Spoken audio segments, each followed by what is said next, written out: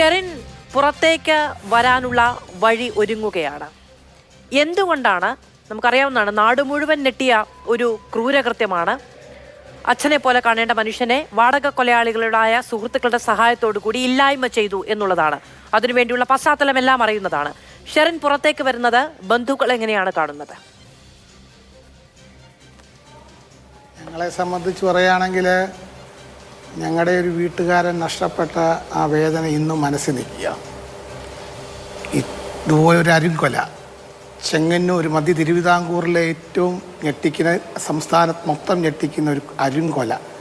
സ്വന്തം മരുമകൾ വാടക കൊലയാളിയെ കണ്ടെത്തി അദ്ദേഹത്തിനെ രാത്രിയിൽ അടുക്കള വാതിൽ തുറന്ന് ഇട്ട് പ്രതികളെ അകത്ത് കയറ്റി എല്ലാവിധ സ്വാതന്ത്ര്യത്തോടു കൂടിയാണ് ഈ അരുംകൊല ചെയ്തത്.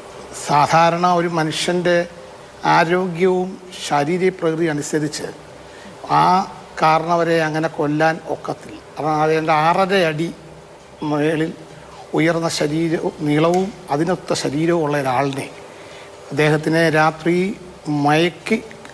വെള്ളത്തിൽ മയക്കി കൊടുക്കുകയും അതിനുശേഷം അദ്ദേഹത്തിനെ ഈ 3 പ്രതികളും കൂടി കൊല്ലുകയായിരുന്നു എന്നാണ് നമുക്ക് മനസ്സിലാക്കാൻ കഴിയും. അദ്ദേഹത്തിനെ കൊല ചെയ്യുന്നതിന് മുമ്പ് ഏറ്റവും വലിയ ദാരുണമായ ഒരു കാര്യം, അദ്ദേഹം 2 ജർമ്മൻ ഷിപ്പ്യാർഡ് നായയെ വളർത്തിയിരുന്നു. ആ നായ്ക്കളെപ്പോലും മയക്കിയിട്ട്, കാരണം സാധാരണ ആ പ്രദേശത്തൊരു കരിയില അനങ്ങിയാൽ നായ്ക്കൾ കുരയ്ക്കുമെന്നാണ് അയൽവക്കക്കാർ. ഞാനൊരു 500 മീറ്റർ മാറിയാണ് താമസിക്കുന്നതെങ്കിലും എനിക്കും അറിയാം. ഞാൻ പോലും വീട്ടുകാരനെ ചെല്ലുമ്പം അത് കുരച്ചിക്കും.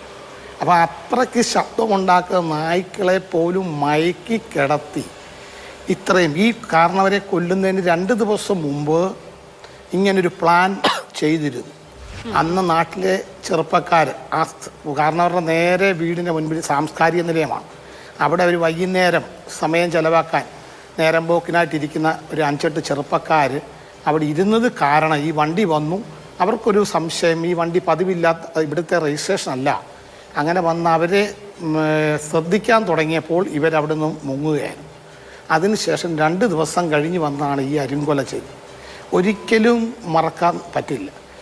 ഈ മരുമകളെ, ഒരു സാധുവായൊരു പെൺകുട്ടിയെ, മകൻ്റെ സംരക്ഷണവും മകനും കാരണവർ അമേരിക്കയിൽ നിന്ന് വന്ന് സ്വന്തം നാട്ടിൽ അദ്ദേഹത്തിൻ്റെ സഹപാഠികളും നാട്ടുകാരും വീട്ടുകാരുമായിട്ടൊക്കെ സാർ അമേരിക്കയിൽ പോകുന്നവരാരും അവിടെ ഒരു 90% അവിടെ സിറ്റിസൺ എടുത്ത് അവിടെ താമസിക്കുക.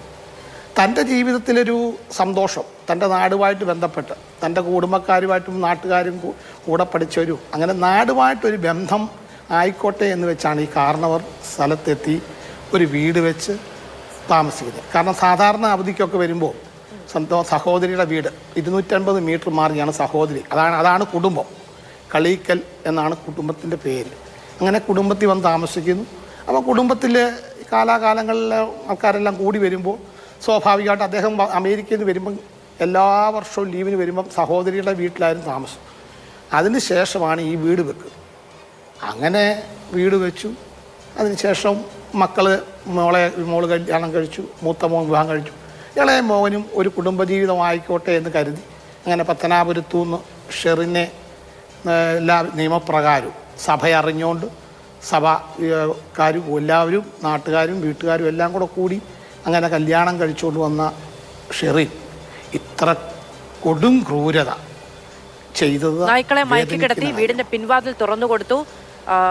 ഈ പറയുന്ന ആരോഗ്യവാനായ മനുഷ്യനാണ് എന്നുള്ളത് കൊണ്ട് നേരത്തെ മയക്കുമരുന്ന് കൊടുത്തു. ഇങ്ങനെ കൊല ചെയ്തത് ഈ വാടക കൊലയാളികളാണെങ്കിലും അതിനുള്ള എല്ലാ പശ്ചാത്തലവും ഒരുക്കി കൊടുത്തു എന്നുള്ളതൊക്കെയാണ് കോടതിയിൽ അന്ന് ഇത്രയും 3 ജീവപര്യന്തം അടക്കമുള്ള ശിക്ഷയ്ക്ക് കാരണമാകാൻ ഇടയാവുകയും ചെയ്തത്. ഞാൻ